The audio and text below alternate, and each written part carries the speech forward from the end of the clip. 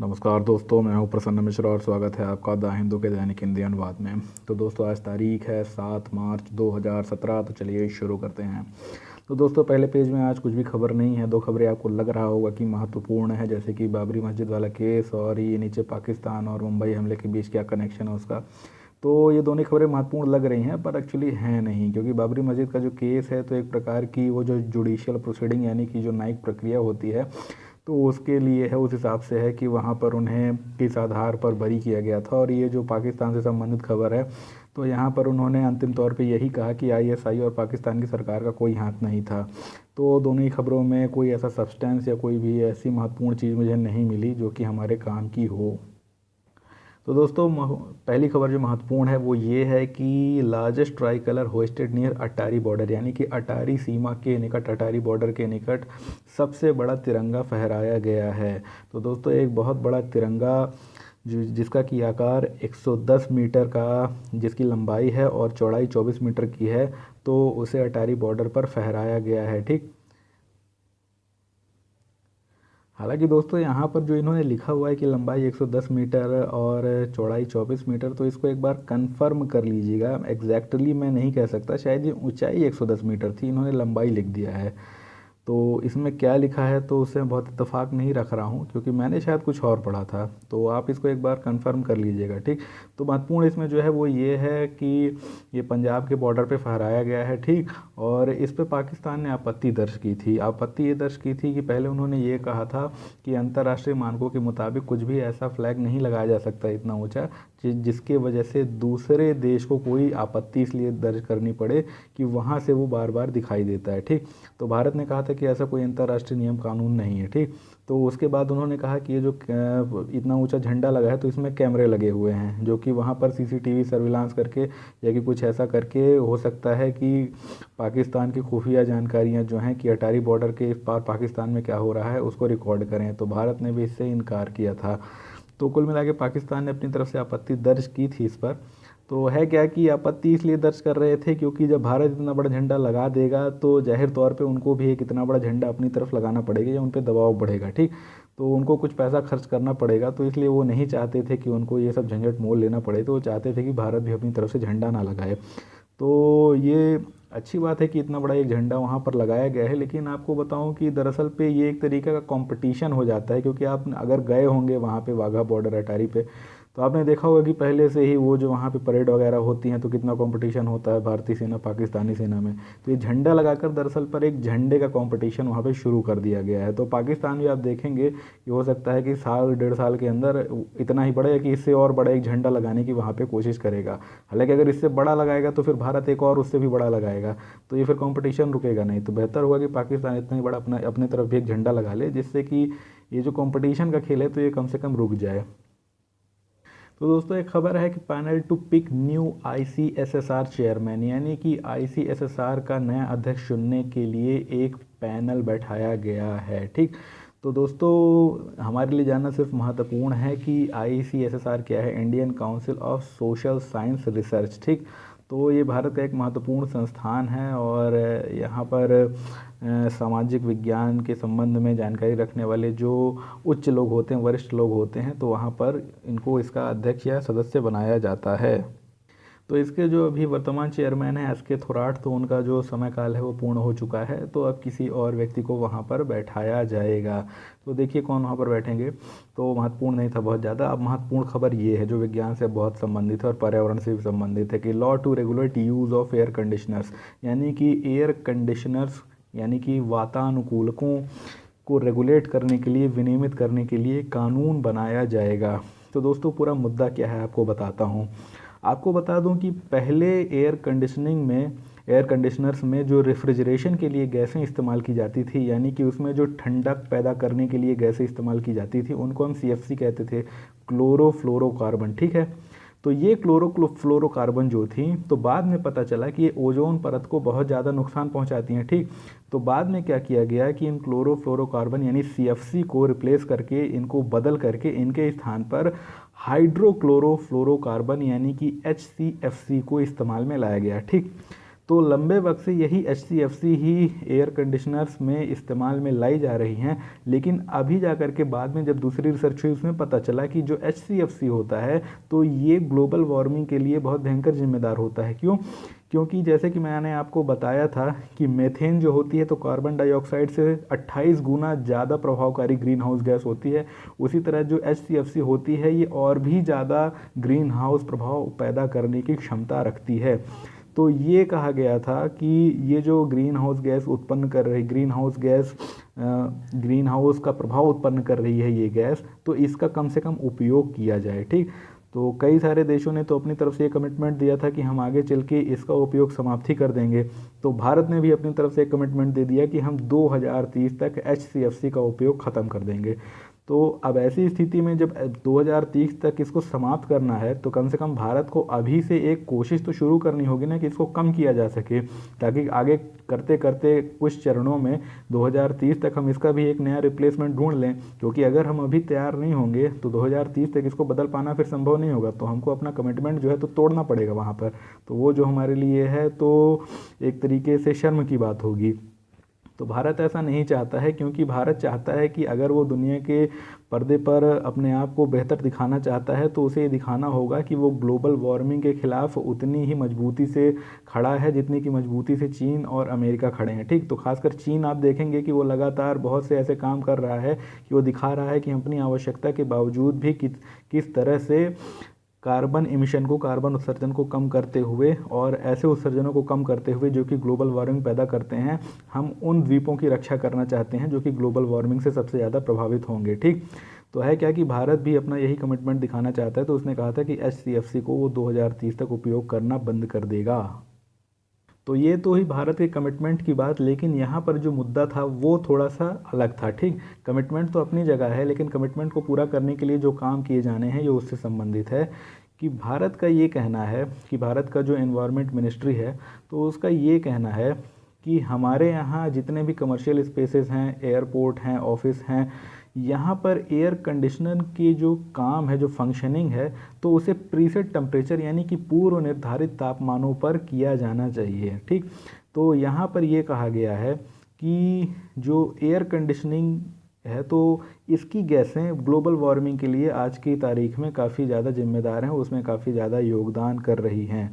तो उन्होंने ये कहा है कि जो AC हैं हम चाहते हैं कि उनको पूर्व निर्धारित तापमानों पर इस प्रकार से सेट किया जाए ताकि वो किसी विशेष मौसम में उस सीमा को पार ना करें, जिससे कि इलेक्ट्रिसिटी कम से कम खर्च हो।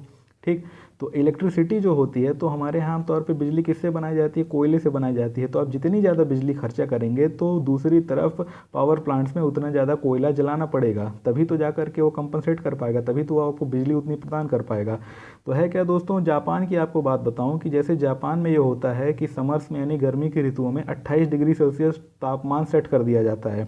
यानी कि कोई भी व्यक्ति ऑफिस में, कमर्शियल स्पेस में, एयरपोर्ट में, कहीं पर भी 28 डिग्री से ज़्यादा 28 डिग्री से कम अपने एयर कंडीशनर का तापमान सेट नहीं कर सकता। तो आपने अपने घर में AC में अक्सर देखा होगा कि आप लोग अपने घर के AC में 18, 20, 22 कितना भी सेट करके रहते हैं। ठीक, लेकिन दोस्तों है क्या कई बार कि आपको जो आम तौर पे तापमान की आवश्यकता होती है वो होती है तकरीबन 24 से 25 डिग्री सेल्सियस। ठीक, लेकिन फिर भी लोग 18, 22 कर लेते हैं, बाद में कंबल ओढ़ के सोते हैं। अक्सर मैं भी किया करता हूँ ये जब मैं घर में होता हूँ।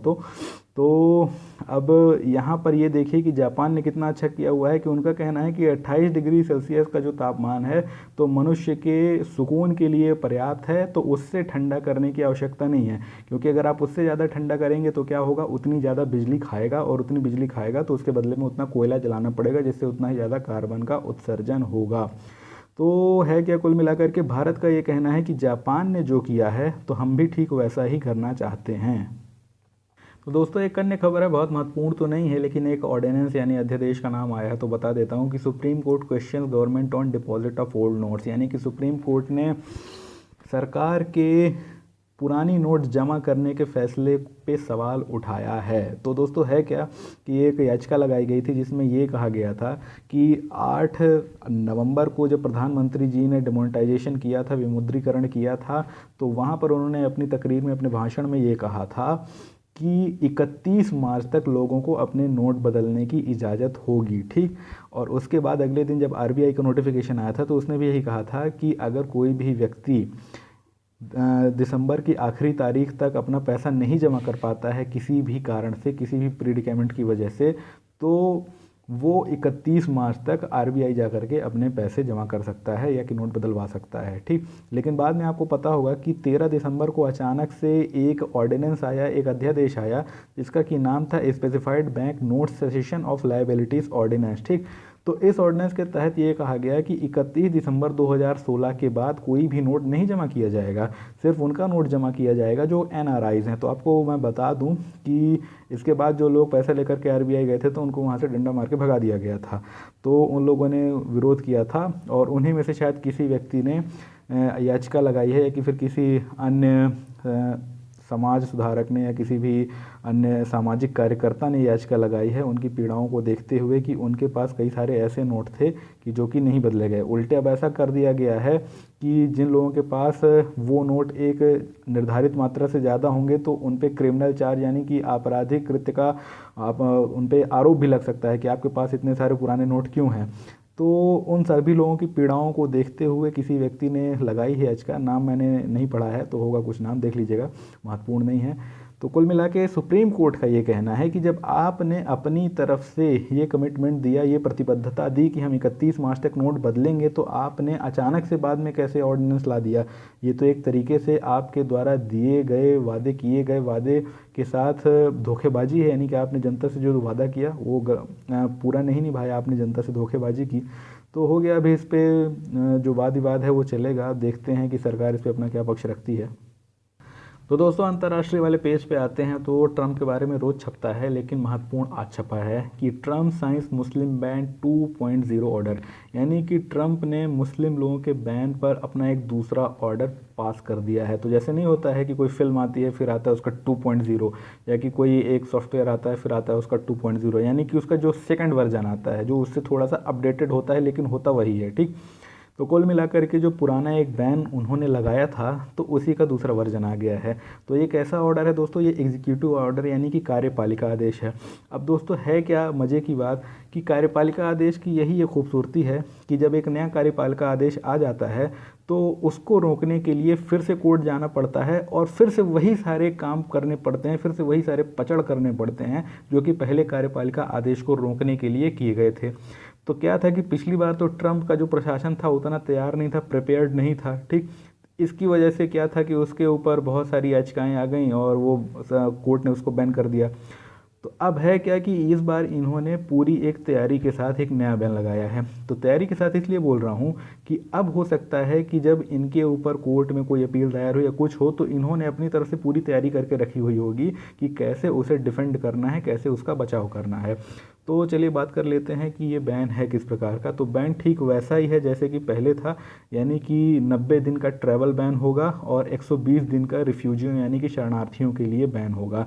लेकिन इसमें जो महत्वपूर्ण बात ये है कि जो पिछली बार 7 देश थे उसमें से एक देश इराक को इसमें से निकाल दिया गया है और इसमें अब जो बैन के लिए देश बचे हैं वो बचे हैं सिर्फ 6। तो नाम है Sudan, Syria, Iran, Libya, Somalia और यमन, ठीक।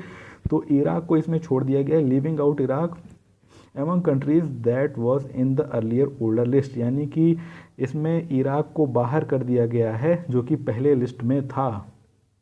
हालांकि इसमें जो थोड़ा सा परिवर्तन है वो ये है कि further it avoids the preferential treatment offer to the Christian refugees in the earlier order, यानी कि पिछले ऑर्डर में इन्होंने जो कहा था कि जो ईसाई रिफ्यूजी यानी ईसाई शरणार्थी होंगे इन देशों के तो वो अमेरिका में आने के लिए उनको प्राथमिकता देंगे, तो इसमें उसको अवॉइड कर दिया गया है, नहीं इसमें टाल दिया गया है। इसमें ये नहीं कहा गया है कि ईसाई शरणार्थियों को किसी प्रकार की प्राथमिकता दी जाएगी। तो इस प्रकार से वहाँ पे जो समानता के अधिकार के तहत बैन लगाने की बात होती इस आदेश के ऊपर, तो वो शायद उससे इन्होंने बचने के लिए ऐसा किया है कि इन्होंने कहा कि हम धार्मिक आधार पे नहीं कर रहे हैं क्योंकि हम ईसाइयों को भी किसी प्रकार का लाभ इसमें नहीं देंगे। तो ये अब इनके पास एक शायद प्लस पॉइंट आ जाएगा अपनी दलील के लिए। हालांकि एक जो कांग्रेसमैन है यानी कि वहाँ की यूएस कांग्रेस के जो मेंबर हैं उन्होंने कहा है कि ये जो है तो पूरी तरीके से अनकॉन्स्टिट्यूशनल है, यानी कि president Trump is not above the constitution, यानी कि जो राष्ट्रपति ट्रंप हैं तो वो संविधान से ऊपर नहीं है। वाइल द वाइट हाउस में have made change to the ban the intent to discriminate against Muslim remains clear, यानी कि भले ही अपने तरीके को वाइट हाउस ने बदल दिया है, लेकिन उनका मुसलमानों के खिलाफ भेदभाव करने का जो इरादा है वो तो स्पष्ट है, वो तो बिल्कुल भी नहीं बदला है। ठीक।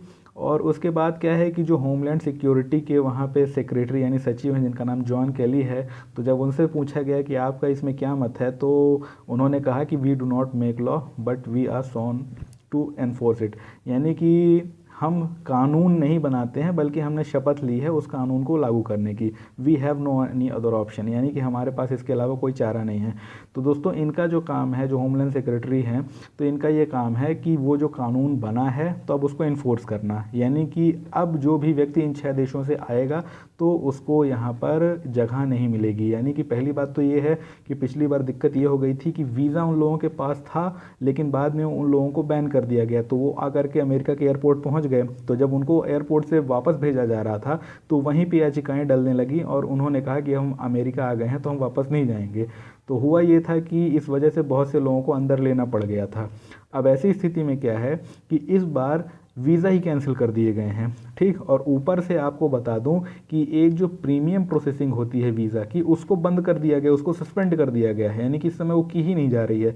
तो ऐसी स्थिति में कि उन लोगों के पास इस समय वीज़ा ही नहीं होगा जो कि इन 6 देशों से है, यानी कि इन 6 देशों से सिर्फ ऐसे गिने चुने लोगों को इस समय वीज़ा दिया जाएगा जो कि अमेरिका आना जिनके लिए बिल्कुल अत्यंत अनिवार्य है, यानी कि जैसे कि कोई हार्ट पेशेंट या कोई ऐसा बीमार व्यक्ति है जो कि अगर अमेरिका ना आए तो हो सकता है कि उसके इलाज के बिना उसकी मृत्यु हो जाए, या कि कोई भी ऐसा डिप्लोमेटिक या कूटनीतिक व्यक्ति है जिसको कि अमेरिका आना आवश्यक हो, या कि कोई भी बहुत ही महत्वपूर्ण काम है किसी व्यापारी इत्यादि का, तो अगर वो कन्विंस कर लेता है कि मेरा आना अमेरिका महत्वपूर्ण है तो हो सकता है कि उसे अमेरिका आने दिया जाए, उसके अलावा किसी को ना आने दिया जाए।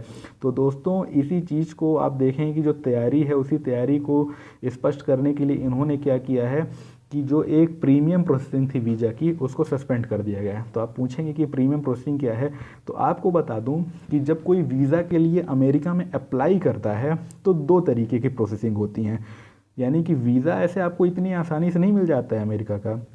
आप पहले अप्लाई करते हैं, फिर उसके बाद अमेरिका में जो वीज़ा ऑफिस होता है वो विचार करता है कि आपको वीज़ा दिया जाए कि नहीं दिया जाए। ठीक।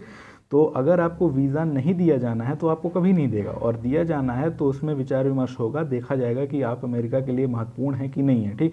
यानी कि आप अमेरिका किस इरादे से और किस काम से आना चाहते हैं। तो अगर आप सही इरादे से सही काम से आना चाहते हैं और उनको लगता है कि अमेरिका को आपकी आवश्यकता है, ठीक, या कि आपका अमेरिका आना अत्यंत आवश्यक है, तभी आपको वीज़ा अलॉट किया जाएगा, नहीं तो नहीं किया जाएगा। तो इसमें क्या होता था दोस्तों, पहले एक रेगुलर प्रोसेस हुआ करती थी, तो वो हमेशा ही रही है। उस रेगुलर प्रोसेस में जब आप वीज़ा अप्लाई करते हैं तो तय नहीं होता है कि कितने दिन के अंदर आपको वीज़ा मिल जाएगा। ठीक। लेकिन क्या होता है कि जब उसी वीज़ा को आप प्रीमियम प्रोसेसिंग के तहत आवेदन के साथ डालते हैं तो उसमें 15 दिन के भीतर आपका जो वीज़ा है तो वो उसमें अप्रूव होगा। यानी कि अगर आपको वीज़ा दिया जाना है तो 15 दिन के अंदर आपको पता चल जाएगा कि मिलेगा कि नहीं, और अगर नहीं मिलेगा तो 15 दिन के अंदर वही पता चल जाएगा कि आपका वीज़ा पास नहीं होने वाला है। तो है क्या कि ये जो 15 दिन का प्रीमियम प्रोसेसिंग है इसमें फ़ीस ज़्यादा लगती है, ज़्यादा पैसा देना पड़ता है, और उसकी जो रेगुलर वीज़ा की फ़ीस है वो कम होती है। तो इन्होंने ये कहा है कि हम जो प्रीमियम वीज़ा है उसकी प्रोसेस ही हम सस्पेंड कर रहे हैं। तो है क्या कि इस समय बहुत सारे देशों के जो लोग थे तो वो चाहते थे कि जल्दी से हमारा वीज़ा यूएस के लिए कंफर्म हो जाए, तो प्रीमियम प्रोसेसिंग के लिए अपना आवेदन डाल देते थे और उसकी फ़ीस दे देते थे। लेकिन इनका ये कहना है कि ऐसे में ऐसा ना हो कि कहीं इन देशों के लोग भी डाल करके प्रीमियम प्रोसेसिंग में वीज़ा लेने लगें, तो इन्होंने इसको सस्पेंड कर दिया है। और उसके अलावा ये भी चाहते हैं कि भारतीय भी जो आ रहे हैं वहाँ पे तो वो भी ना आए, क्योंकि वहाँ जा कर के इनकी नौकरियाँ छीन लेते हैं, इनकी नौकरियाँ हड़प लेते हैं। तो एक प्रकार से भारतीयों को भी रोकने के लिए इन्होंने क्या किया है कि प्रीमियम प्रोसेसिंग को बंद कर दिया है। यानी कि अब जब भारतीय लोग वहाँ पे जाने के लिए वीज़े के लिए अप्लाई करेंगे तो वो रेगुलर वीज़ा की जो प्रोसेसिंग होती है उसमें काफ़ी लंबे दिन तक अटका रहेगा, तो भारतीयों के लिए भी वहाँ पर जाना आसान नहीं होगा। तो दोस्तों अगली खबर ये है कि north Korea fire 4 missile 3 reach Japanese water, यानी कि नॉर्थ कोरिया ने 4 मिसाइलें छोड़ी जिनमें से 3 जापानी जल तक पहुँच गई। तो दोस्तों जापानीज़ वाटर्स का मतलब ये होता है कि वो समुद्री जल, वो समुद्री सीमा जिसे कि जापान के अंदर माना जाता है। तो आपको पता होगा कि जो समुद्री सीमा होती हैं तो वो कई स्तरों में, कई लेयर्स में, कई परतों में बटी हुई होती हैं। तो जो सबसे दूरी तक समुद्री सीमा किसी देश की मानी जाती जाती है उसे कहा जाता है EEZ, यानी कि एक्सक्लूसिव इकोनॉमिक जोन। ठीक, इसे कहते हैं अनन्य आर्थिक क्षेत्र, EEZ। तो ये कितना होता है, 200 नॉटिकल मील यानी कि 370 किलोमीटर का होता है। तो जो आपके देश की सीमा है तो 370 किलोमीटर की दूरी तक ये होता है। तो दोस्तों EEZ की क्या खासियत होती है, EEZ की ऐसी कोई खासियत नहीं होती कि आपका वहाँ पे कोई संप्रभु अधिकार है कि वहाँ पे कोई आ नहीं सकता, कोई भी आ सकता है।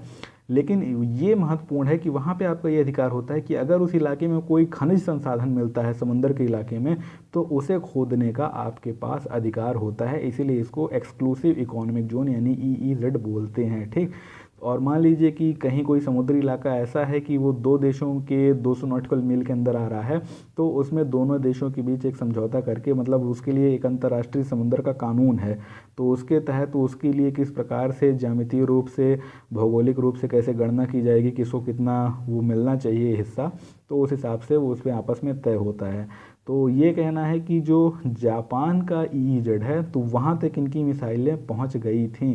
तो एक प्रकार से धमकी देने का इनका अपना अंदाज है किम जोंग उन का। अब पता नहीं इनका मकसद क्या है, करना क्या चाहते हैं।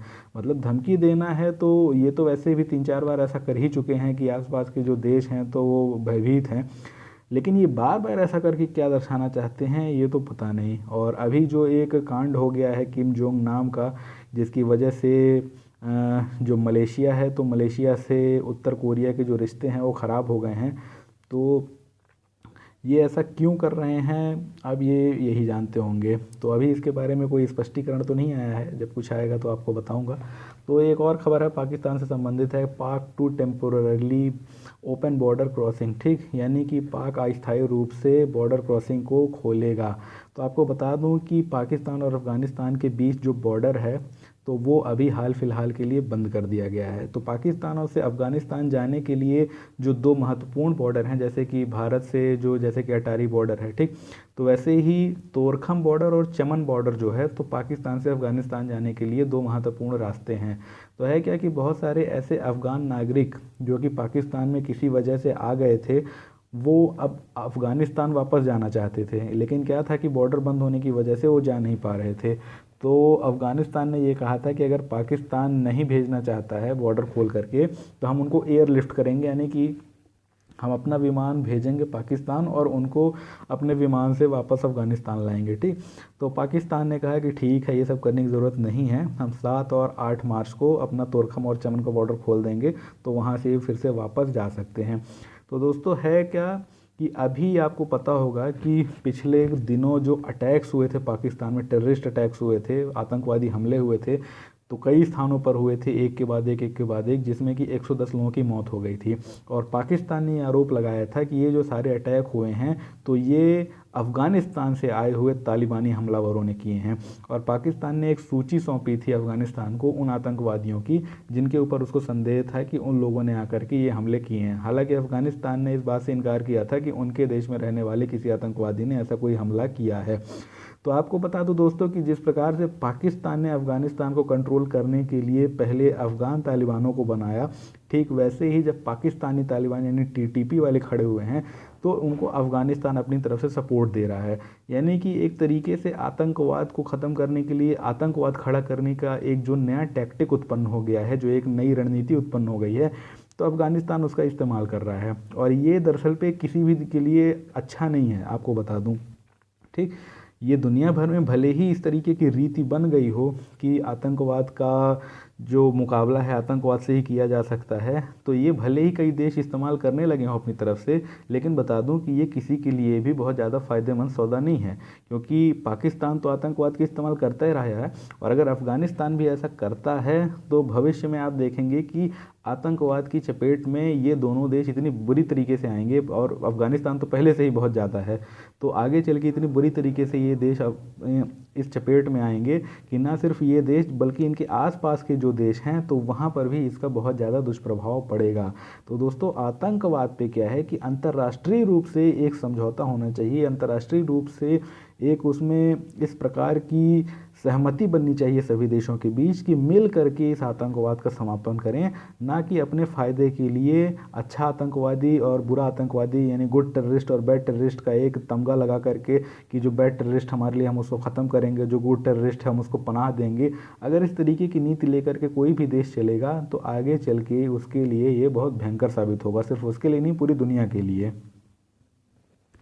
तो दोस्तों यहाँ पे लिखा हुआ है कि Pyongyang to expel Malaysian ambassador, यानी कि उत्तर कोरिया की जो राजधानी है प्योंगयांग, तो लिखा हुआ है कि उत्तर कोरिया जो है तो मलेशिया के राजदूत को बाहर कर देगा। तो आपको बता दूं कि अभी ये हुआ था कि किम जोंग नाम की जो हत्या थी तो मलेशियाई एयरपोर्ट पर हो गई थी, जिसकी वजह से क्या हुआ कि जो मलेशिया था तो उसने अपनी तरफ से जांच करवाई और यह आरोप लगाया कि उत्तर कोरिया से आए बहुत सारे खुफिया एजेंटों ने किम जोंग नाम की हत्या की है, ठीक।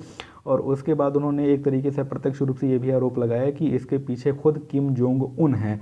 तो उस बात को लेकर के दोनों ही देशों में तनाव उत्पन्न हो गया और मलेशिया ने उत्तर कोरिया के राजदूत को अपने यहाँ से हटा दिया, उनको कहा कि वापस जाओ, तो वापस उत्तर कोरिया चले गए। तो अब उत्तर कोरिया ने धमकी दी है कि जो मलेशियाई एम्बेसडर प्योंगयांग में है तो वो भी उनको बाहर निकाल देंगे, ठीक। तो इससे दोनों देशों के बीच थोड़ा सा तनाव बढ़ सकता है। हालांकि क्या है कि दोनों आप नक्शे में देखेंगे तो एक दूसरे से बहुत दूर हैं, तो जो उत्तर कोरिया की मिसाइल चला चला के धमकी देने वाली तकनीक है तो यहाँ पे कोई काम नहीं आने वाली है, तो उससे कोई बहुत ज़्यादा फ़र्क नहीं पड़ेगा अंतर्राष्ट्रीय रूप से अगर इन दोनों के बीच ताल्लुकात बिगड़ भी जाते हैं तो, ठीक। अगला है कि 30 days in fighting along China Myanmar border, यानी कि चीन और म्यांमार के बॉर्डर पर एक झगड़े को लेकर के एक लड़ाई में 30 लोगों की मौत हुई है। तो आपको बता दूं कि म्यांमार में दो इलाके काफ़ी ज़्यादा अशांत हैं। तो एक इलाका तो आप जानते होंगे कि म्यांमार का रखीन इलाका है, जहां पर कि जो रोहिंग्या लोग हैं तो उनके ऊपर काफ़ी अत्याचार किया गया, जिसकी वजह से वो भी विद्रोही हो गए, जिससे कि वहाँ पे क्लैशेस होते रहते हैं। इसके अलावा आपको बता दूं कि म्यांमार में जो चीन और म्यांमार की सीमा है वहाँ से लगता एक इलाका है कोकांग। उस कोकांग के इलाके में बहुत सारी संख्या में ऐसे लोग रहते हैं जो चीनी मूल के हैं और चीनी भाषा बोलते हैं। तो है क्या कि इन लोगों का म्यांमार की जो सरकार है, जो सत्ता है, तो उससे बहुत अच्छा संबंध नहीं है और अक्सर उनकी लड़ाई होती रहती है और ये अब धीरे धीरे वहाँ पे एक विद्रोही संगठन के रूप में उभर आए हैं। तो म्यांमार की सेना और इनके बीच अक्सर लड़ाई होती रहती है। तो यहाँ पर ये था कि कुछ इसी प्रकार के विद्रोही लोग पुलिस की वर्दी पहन करके अचानक से म्यांमार की सेना पर हमला किए, जिसके बाद म्यांमार की सेना ने भी इन पर हमला कर दिया, जिसमें कि 30 लोगों की मौत हो गई है। तो दोस्तों यहाँ पे लिखा हुआ है कि जर्मनी रिजेक्ट्स एर्दोगान्स क्लेम, यानी कि जर्मनी ने एर्दोगान के दावे को अस्वीकार कर दिया है, ठीक। तो है क्या कि मैंने आपको कल या परसों बताया था कि जो तैयब एर्दोगान के एक मंत्री हैं तो उनकी तरफ से यानी तैयब एर्दोगान की तरफ से उन्होंने कहा था कि जर्मनी ने जो टर्किश लोगों की जो रैलियां जर्मनी में होने वाली थी तो उनको पाबंदी लगा करके वैसा ही काम किया है जैसा कि नाजी लोग अपने ज़माने में किया करते थे, यानी उसे नाजी प्रैक्टिस उन्होंने करार दिया। तो इस बात से जर्मनी भी जो था तो थोड़ा सा नाराज़ हो गया और उसने कहा कि absurd and out of place, यानी कि ये एक निरर्थक और अप्रासंगिक रूप से कहा दिया गया बयान है। तो है क्या दोस्तों, दोनों देशों के बीच अभी कुछ मामलों को लेकर के खींचतान चल रही है, संबंध अच्छे नहीं चल रहे हैं। तो उसके बारे में कभी अलग से बात करेंगे, जब कोई बड़ा आर्टिकल आएगा जर्मनी और तुर्की के बीच तो उस पर कभी अलग से बात करेंगे। अभी इतना नहीं जानना है कि किस कारणों से दोनों के बीच मतलब थोड़ा सा तनाव हो गया है, तो जब आएगा तो उस पर बात करेंगे। तो वही है कि अभी खींचतान चल रही है, तो हो सकता है कि ऐसे 2-4 स्टेटमेंट हमें आने वाले दिनों में और सुनने को मिलें। तो दोस्तों यहाँ पे लिखा हुआ है कि NIIF in talks with 2 sovereign funds, यानी कि जो NIIF है तो 2 सोवरेन फंडों से बातचीत कर रहा है। तो दोस्तों सबसे पहले आपको बता दूं कि NIIF क्या है, national investment and infrastructure fund, ठीक। तो इसको थोड़ा सा देख लीजिएगा आप इंटरनेट में जा करके कि इसकी किस प्रकार की कार्यप्रणाली है, कैसी इसकी संरचना है, कैसे ये कार्य करता है, ठीक। तो दोस्तों है क्या कि जो सबसे महत्वपूर्ण बात है वो ये है कि अभी सरकार ने NIIF को 20,000 करोड़ रुपए देने की बात कही है, जिसके की द्वारा वो भारत में इंफ्रास्ट्रक्चर लगाएगा, ठीक। अब है क्या कि ये मानना है NIIF का कि ये जो 20,000 करोड़ है तो ये सिर्फ एक तरह का शुरुआती किक स्टार्ट है, यानी कि एक शुरुआत में दिया गया ऐसा फंड है जिससे हम सिर्फ एक शुरुआत कर सकते हैं, एक पहल कर सकते हैं, लेकिन उसको आगे बढ़ाने के लिए और भी ज़्यादा पैसे की आवश्यकता होगी। तो दोस्तों पहली बात तो आपको बता दूं कि ये 20,000 करोड़ रुपए अगर आप डॉलर में गिनेंगे तो ये $3 बिलियन यानी 3 अरब के बराबर होगा। ठीक, तो ये जो $3 अरब का इनको पैसा प्राप्त हुआ है, तो ये अब इस पैसे की दम पे चाहते हैं कि कुछ और जो इन्वेस्टर्स हैं वो इनके साथ आ जाएं, यानी कि जब बाकी इन्वेस्टर्स ये देखेंगे कि इनके पास अभी कुछ पूंजी आ गई है और अगर कुछ पूंजी इनके साथ और लगाई जाती है तो आगे चल के उसमें से हो सकता है कि काफ़ी अच्छा आउटपुट, काफ़ी अच्छा मुनाफा हो सके। तो ये दो सोवरेन फंडों से बात कर रहे हैं ताकि वो इस पे आने वाले NIIF के साथ आकर के इस पे फंडिंग लगाने वाले शुरुआती संस्थान बन जाएं। तो जैसे यहाँ पे लिखा हुआ है कि has begun talks with 2 sovereign wealth funds to become the first investor to come on board, यानी कि इस मामले में इन्वेस्ट करने वाले, यानी कि NIIF के साथ इन्वेस्ट करने वाले ये शुरुआती फंडिंग कंपनी बन जाएं, इसलिए उन्होंने उनसे बातचीत की है। तो ये एक तरीके से NIIF का कहना है कि ये शुरुआती लोग होंगे, हो सकता है इसके बाद 10-12 कंपनियां और इनके साथ आ जाएं। ठीक, तो ये शुरुआत होगी तो वो इन्हीं 2 सोवरेन फंड्स के साथ हो सकती है। तो दोस्तों ये जो सोवरेन फंड या इत्यादि हैं, तो ये बता दूं कि या तो ये पेंशन फंड होंगे या तो ये इंश्योरेंस कंपनीज होंगी। तो इस प्रकार की जो कंपनियां हैं तो हो सकता है कि आगे चल के NIIF के साथ मिल करके उसमें पैसा लगा करके इंफ्रास्ट्रक्चर को खड़ा करने में मदद करें। ठीक, तो इससे क्या है कि इससे इनको भी काफ़ी ज़्यादा लाभ होगा, क्योंकि उसमें जो बाद में आउटपुट प्राप्त होता है तो काफ़ी अच्छा प्राप्त होता है। हालांकि आपको बता दूं कि जो इंफ्रास्ट्रक्चर फंड होते हैं, यानी कि जो इंफ्रास्ट्रक्चर इन्वेस्टमेंट होते हैं, इनके साथ बस एक छोटी समस्या यही होती है कि हमेशा लॉन्ग टर्म इन्वेस्टमेंट, यानी कि ये लंबी अवधि के इन्वेस्टमेंट होते हैं। अर्थात इनमें पैसा वापस तो मिलता है ठीक ठाक, लेकिन काफ़ी लंबी अवधि में मिलता है। यानी कि ये उस तरीके के निवेश नहीं होते हैं जिनमें कि तुरंत आपको आउटपुट मिलने लगता है कुछ दिनों में, यानी इनमें कई बार काफ़ी लंबा वक्त भी लग जाता है। तो इसलिए NIIF के लिए इतना आसान भी नहीं होगा कि किसी को इतनी आसानी से मना सके अपने साथ इस चीज़ में इन्वेस्ट करने के लिए।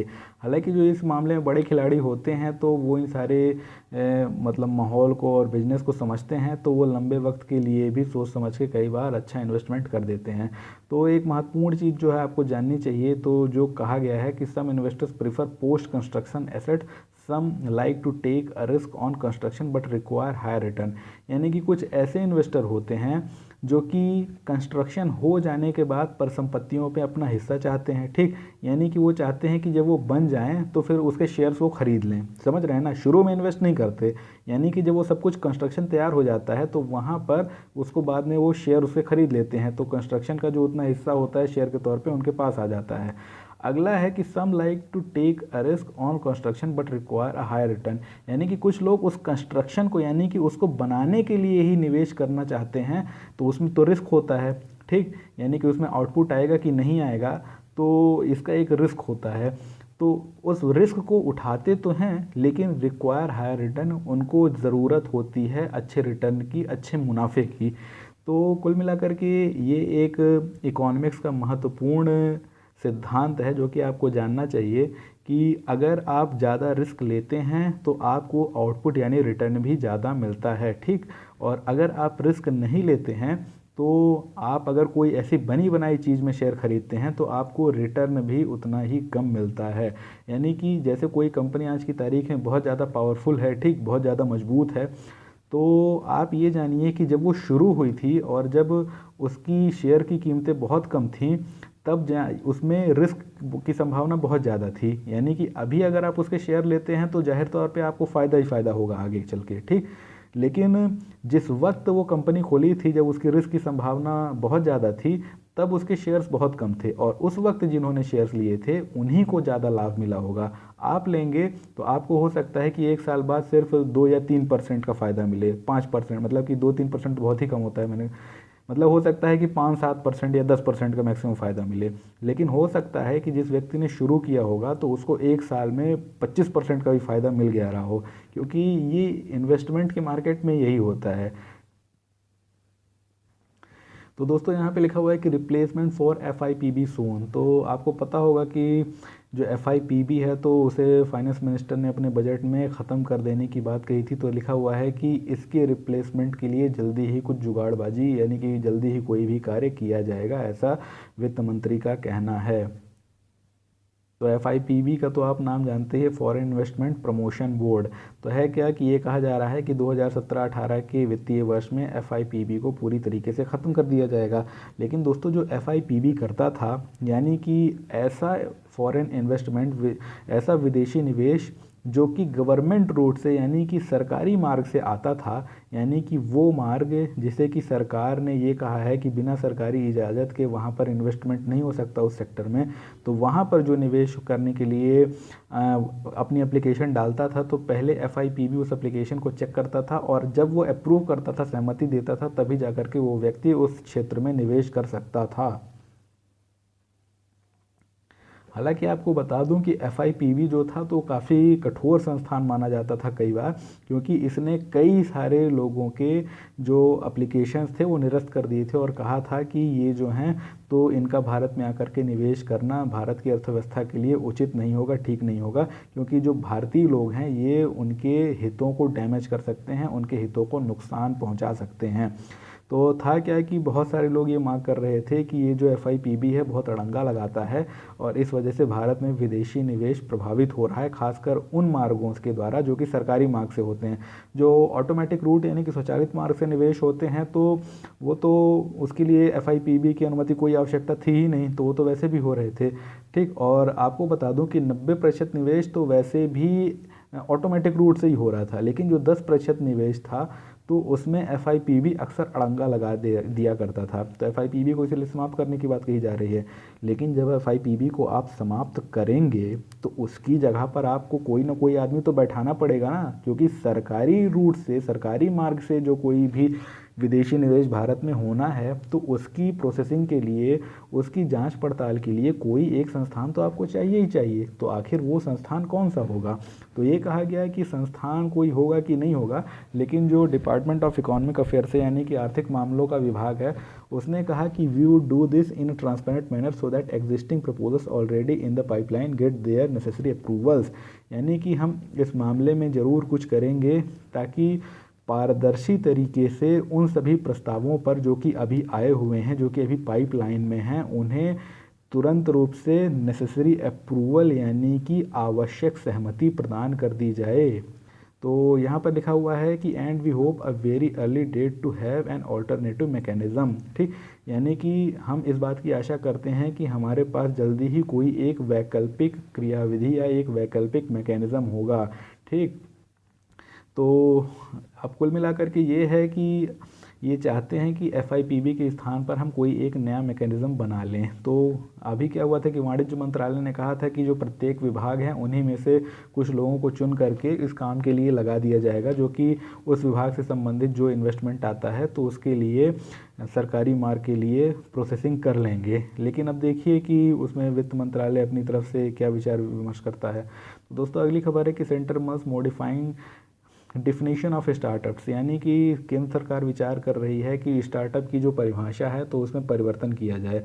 तो दोस्तों है क्या कि जो स्टार्टअप की परिभाषा है तो उसे कुछ इस प्रकार से बनाया गया है कि कई सारे लोग जो कि स्टार्टअप के रूप में जो योजनाएं चलती हैं उनका लाभ लेने की कोशिश करते हैं तो वो नहीं मिल पाती हैं। यानी कि स्टार्टअप के संबंध में आपको पता होगा स्टार्टअप इंडिया स्कीम है, इसके अलावा ऐसी 4-5 स्कीमें हैं जो कि स्टार्टअप से ही संबंधित हैं और उसके तहत लोगों को जो कि स्टार्टअप अपना चालू किए हैं तो उनको उसके तहत टैक्स बेनिफिट या किसी विशेष प्रकार का लाभ प्राप्त होना है। लेकिन दोस्तों आपको शायद नहीं पता होगा कि जब ये आते हैं वहाँ पर टैक्स बेनिफिट लेने या कुछ करने, तो जब एप्लीकेशन लगाते हैं तो वो एप्लीकेशन रिजेक्ट हो जाती है। क्यों? क्योंकि ये कहा जाता है कि आपकी जो कंपनी है वो तो स्टार्टअप की परिभाषा के अंतर्गत ही नहीं आती है। तो इनका ये कहना है, इन कंपनी वालों का, कि हमने तो यही सोचा था कि हम स्टार्टअप के अंदर आते हैं क्योंकि हम अपने आप को स्टार्टअप ही मान रहे थे, लेकिन स्टार्टअप की ऐसी परिभाषा सरकार ने बना के रखी हुई है कि हम उस परिभाषा के सभी मानकों को पूरा नहीं कर पाते, जिसकी वजह से हम बाहर हो जाते हैं। तो वो मानक क्या हैं तो उनके बारे में आपको बताता हूँ, जो कि महत्वपूर्ण है आपके लिए जानना। वो मानक है, पहला तो है नॉट प्रायर टू 5 ईयर्स, यानी कि कंपनी 5 साल से ज़्यादा पुरानी नहीं होनी चाहिए। दूसरा मानक है with annual turnover not exceeding 25 crore in any preceding financial year, यानी कि इन 5 सालों में, यानी कि चाहे 5 साल पुरानी कंपनी हो या कि 4 साल हो या 3 साल हो, तो प्रिसीडिंग ईयर है कि यानी कि जब कंपनी अभी वर्तमान में है तो इसके पहले जितने भी वित्तीय वर्ष आए हैं उसमें किसी में भी 25 करोड़ रुपए का टर्नओवर पार नहीं होना चाहिए। यानी कि सिर्फ ऐसा नहीं कि पिछले साल जो था टर्नओवर वो 25 करोड़ पार नहीं होना चाहिए, पिछले 5 साल 4 साल जितने भी आपको कंपनी को हुए हैं, ठीक, तो उसमें किसी भी वित्तीय वर्ष में आपका टर्नओवर 25 करोड़ पार नहीं होना चाहिए।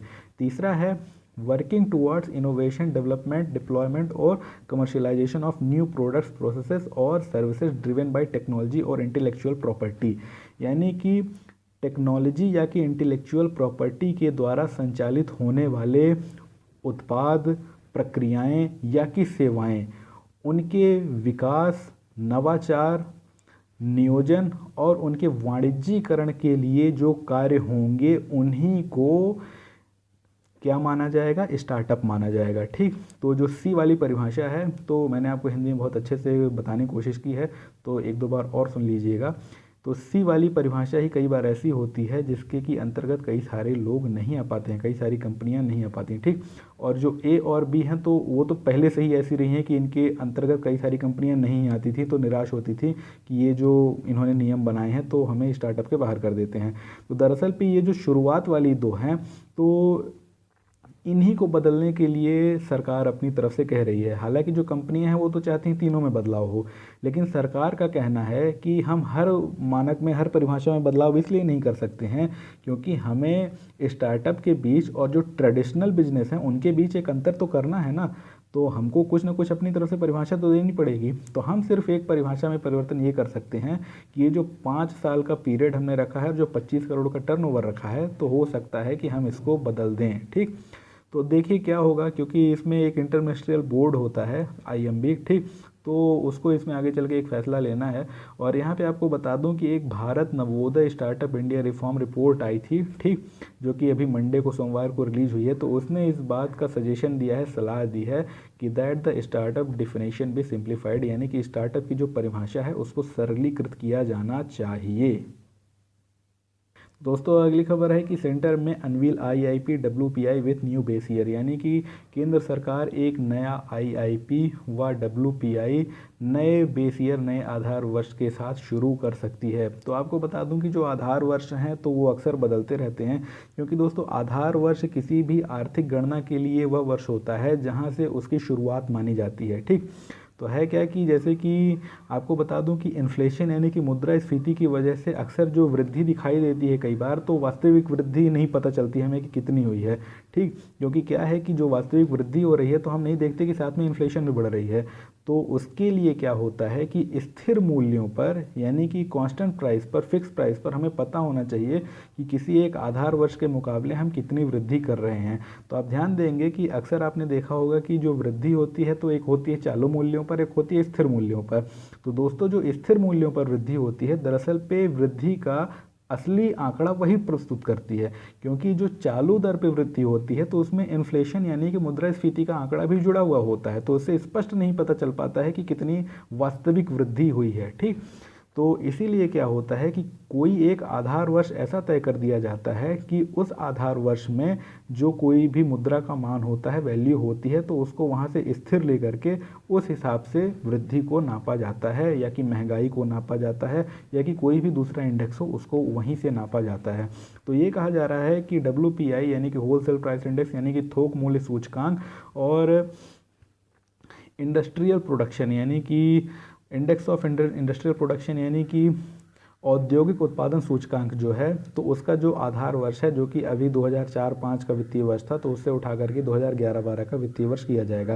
हालांकि आपको बता दूं कि जो कोई भी वित्तीय वर्ष आधार वर्ष के तौर पे लगाया जाता है, सेट किया जाता है, तो आमतौर पे वो सामान्य वित्तीय वर्ष होना चाहिए, यानी कि वो ऐसा वित्तीय वर्ष नहीं होना चाहिए जिस वर्ष इकोनॉमिक हलचलें, आर्थिक हलचलें इतनी ज़्यादा रही हों कि जिसके कारण कि उस साल व्यापार को या तो बहुत ज़्यादा नुकसान हुआ हो, या कि कोई ऐसा वर्ष भी नहीं चाहना कि बहुत ज़्यादा उसमें बूम आया हो। यानी कि सामान्य तौर पे एवरेज रूप से जो वर्ष ठीक ठाक होता है, जिसमें ना कि बहुत बूम होता है और ना ही बहुत ज़्यादा लॉस होता है, उस वर्ष को एक सामान्य रूप से आधार वर्ष बनाया जाता है।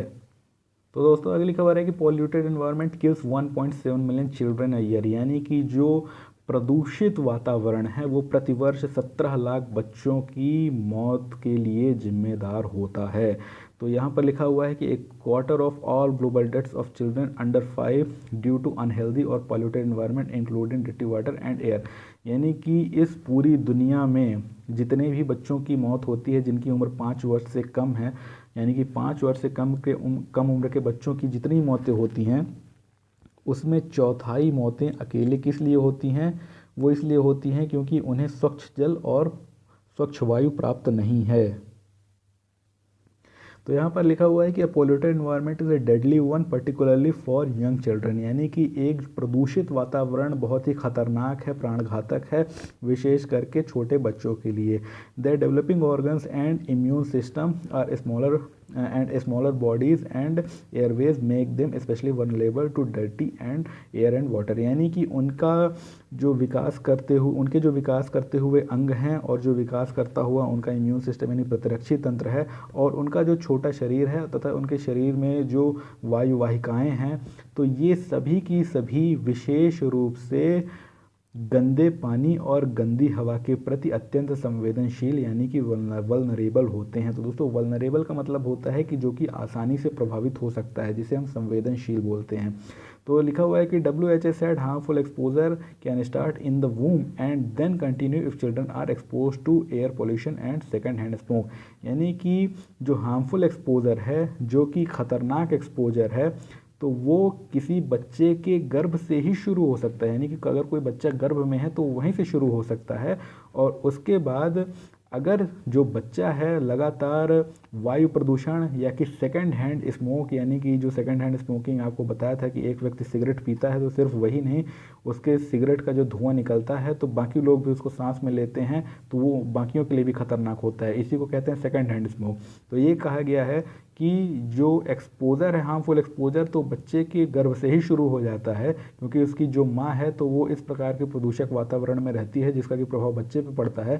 साथ ही साथ अगर उसके बाद जो बच्चा है तो उसको इस प्रकार के एयर पॉल्यूशन यानी कि वायु प्रदूषण या कि सेकंड हैंड स्मोक के एक्सपोजर में रखा जाता है, यानी कि उसके संपर्क में रखा जाता है, तो इससे जो बच्चे की स्थिति है वो और भी ज़्यादा बुरी हो सकती है। This increase childhood risk of pneumonia as well as the lifelong risk of chronic respiratory disease, यानी कि इससे बच्चों में निमोनिया की संभावना बढ़ जाती है और साथ ही साथ संपूर्ण जीवन तक रहने वाले चिरकालिक श्वास संबंधी बीमारियां जो हैं यानी कि क्रॉनिक रेस्पिरेटरी डिसीज़ जो हैं वो उनको लग जाती हैं, यानी कि बच्चा जब छोटा रहता है पैदा होते ही उसमें ऐसी बीमारियां होती हैं कि आगे चल के 5-7 साल में उसको दमा इत्यादि हो जाता है। तो कुल मिलाकर के दोस्तों आज का जो पूरा दैनिक हिंदी अनुवाद था द हिंदू का यहीं पर समाप्त होता है। और ये भी बता दूं कि प्रीलिम्स काफ़ी करीब आ रहा है, तो प्रीलिम्स के लिए अब अपने हिसाब से लग जाइए, ठीक। और मेंस की तैयारी तो ठीक है, वो तो चलती रहेगी, लेकिन आपको बता दूं कि प्रीलिम्स काफ़ी महत्वपूर्ण है। प्रीलिम्स नहीं निकलेगा तो मेंस लिखने का कभी नंबर नहीं आएगा, तो इस बात को अपने हमेशा जहन में रखिएगा कि प्रीलिम्स इस समय आपके लिए ज़्यादा महत्वपूर्ण है, खासकर हिंदी माध्यम के छात्रों के लिए, क्योंकि हिंदी माध्यम के छात्र अक्सर प्रीलिम्स में ही फेल हो जाते हैं। तो प्रीलिम्स के लिए अपनी पूरी तैयारी कर लीजिए, टेस्ट सीरीज लगाना शुरू कर दीजिए प्रीलिम्स वाले, और उसके जितने भी खंड हैं प्रीलिम्स के जीएस के उनको अलग अलग बना करके कि इस खंड में मुझे ये किताब पढ़नी है, इस खंड में मुझे इतने पेपर लगाने हैं, ठीक। तो इन सारे तरीक़ों से खंडों को बांट करके उन्हें आप पढ़ना शुरू कर दीजिए, ठीक। और ऐसा है कि एक बार पढ़ करके आप उसको अंतिम में एक बार रिवाइज़ कर लें, इस प्रकार से अपनी रणनीति बनाइए, क्योंकि रिवाइज़ करना बहुत महत्वपूर्ण है। अगर आप रिवाइज़ नहीं करेंगे तो आगे चल के आपको भूल जाएगा, तो उसका कोई मतलब नहीं निकलेगा। तो अपनी एक रणनीति बना लीजिए, उस हिसाब से अपनी तैयारी शुरू कर दीजिए, क्योंकि अभी समय है, ठीक। अब मुश्किल से 100 दिन और बचे हैं, उसके बाद फिर अगर ये टाइम छोड़ देते हैं तो फिर आगे आपके पास कवर करने के लिए टाइम नहीं बचेगा, तो फिर पॉसिबल नहीं रह जाएगा कि फिर आप इस बार प्रीलिम्स निकाल सकें। तो अगर आप करना चाहते हैं तो बिल्कुल अभी से भिड़ जाइए, इसके बाद फिर आपके पास समय नहीं है, ठीक। तो कल फिर से मिलेंगे, तब तक के लिए धन्यवाद, शुभ रात्रि, जय हिंद।